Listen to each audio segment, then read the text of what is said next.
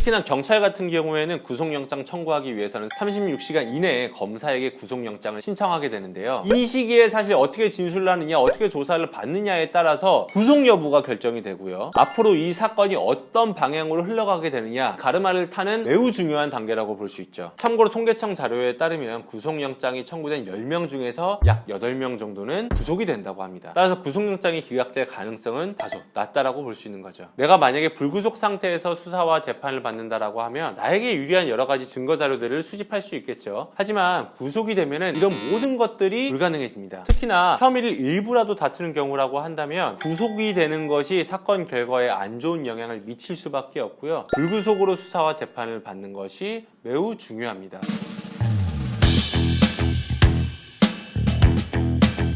안녕하십니까. 변호사랑의 형사 전문 최유준 변호사입니다. 많은 형사 사건들을 상담을 하다 보면 당사자가 아닌 당사자의 가족이나 가까운 친구분들이 오셔서 상담을 받는 경우가 많이 있습니다. 왜냐하면 당사자가 체포가 되어 있거나 구속이 되어 있기 때문인데요. 유치장과 구치소에서 가족들과 면회를 하다 보면 모든 면회 내용들이 녹음이 되거나 경찰관들이 그 내용을 듣고 다 받아 적기 때문에 사건 내용에 대해서 이야기를 나누지 못하는 경우가 대부분입니다. 사건 내용도 자세히 알지 못한 채 막막한 심정으로 저희 법인에 찾아와서 상담을 받게 되는데요. 그때 공통적으로 궁금해하시는 것이 두 가지가 있습니다. 첫 번째는 어떻게 될까요? 두 번째는 그래서 우리가 어떻게 대처를 해야 할까요? 입니다. 당사자에 대한 형사사건이 앞으로 어떤 절차에 따라서 수사와 재판을 받게 되는지에 대해서 상세히 설명드리도록 하겠습니다. 자, 먼저 체포에 대해서 살펴볼 텐데요. 체포에는 여러 가지 종류가 있습니다. 영장에 의한 체포라든가 현행범 체포, 긴급 체포 등이 있는데 어떠한 경우이든지 간에 48시간 이내에 구속영장을 청구해야만 합니다. 만약에 48시간 이내에 구속영장을 청구하지 못했다라고 하면은 수사기관은 그 즉시 석방시켜줘야만 합니다. 하지만 힘들게 체포했는데 풀어주겠어요? 보통은 이 48시간 이내에 어떻게든 진술을 받아내고 증거 자료를 수집해서 구속영장을 청구하게 되겠죠. 일시적으로 잡아둘 수 있는 체포와는 다르게 구속영장 같은 경우에는 한번 발부가 되면은 수사 단계에서 최대 30일, 재판에서는 한 신급당 최대 6개월 정도 구속을 시켜놓을 수 있거든요. 그러다 보니 수사기관은 이 48시간 이내에 매우 빡세게 조사를 한 후에 구속영장을 청구합니다. 이 48시간이 길어 보이지만 절대 길지 않습니다. 특히나 경찰 같은 경우에는 구속영장 청구하기 위해서는 36시간 이내에 검사에게 구속영장을 신청하게 되는데요. 이 시기에 사실 어떻게 진술을 하느냐, 어떻게 조사를 받느냐에 따라서 구속 여부가 결정이 되고요. 앞으로 이 사건이 어떤 방향으로 흘러가게 되느냐, 가르마를 타는 매우 중요한 단계라고 볼 수 있죠. 경찰의 신청으로 검사가 법원에 영장을 청구를 하게 되면 영장실질심사라는 것이 잡히게 됩니다. 영장실질심사라는 것은요, 피의자를 구속시킨 상태에서 수사와 재판을 할 것이냐, 지금 당장 풀어줄 것이냐 심사하는 절차인데요. 체포 없이 사전영장 청구가 이루어진 경우에는 영장 청구일로 보통 한 2, 3일 정도 후에 영장심사가 잡히게 되고요. 체포한 이후에 구속영장 청구가 이루어진 경우에는 보통 그 다음날 심사가 잡히게 됩니다. 만약에 오늘 오전이나 낮에 체포가 됐다라고 하면은 오늘 저녁 그리고 내일 오전까지 조사를 받게 되고요. 내일 저녁에 영장이 청구돼서 모레 영장 심사를 받게 되는 게 일반적이고요. 오늘 저녁에 체포가 됐다라고 한다면은 내일 오전 오후에 조사를 받고 빠르면 그날 저녁, 늦으면 그 다음날 영장 청구가 돼서 모레 혹은 그 다음날 영장 심사를 받게 되는 게 일반적입니다. 이 영장 실질 심사라는 것은 비공개로 진행되기 때문에 가족분들이 가서 참관할 수는 없고요. 결과는 언제 나오느냐? 보통 그날 저녁에 업무 시간 끝나고 나오는 경우가 일반적입니다. 구속영장이 발부가 됐다라고 한다면 피의자가 유치장이나 구치소에 수감된 상태에서 계속해서 수사랑 재판을 받게 되는 거고요. 만약에 구속영장 청구가 기각이 됐다라고 한다면 그 즉시 피의자는 석방이 되는 거죠. 참고로 통계청 자료에 따르면 구속영장이 청구된 10명 중에서 약 8명 정도는 구속이 된다고 합니다. 따라서 구속영장이 기각될 가능성은 다소 낮다라고 볼 수 있는 거죠.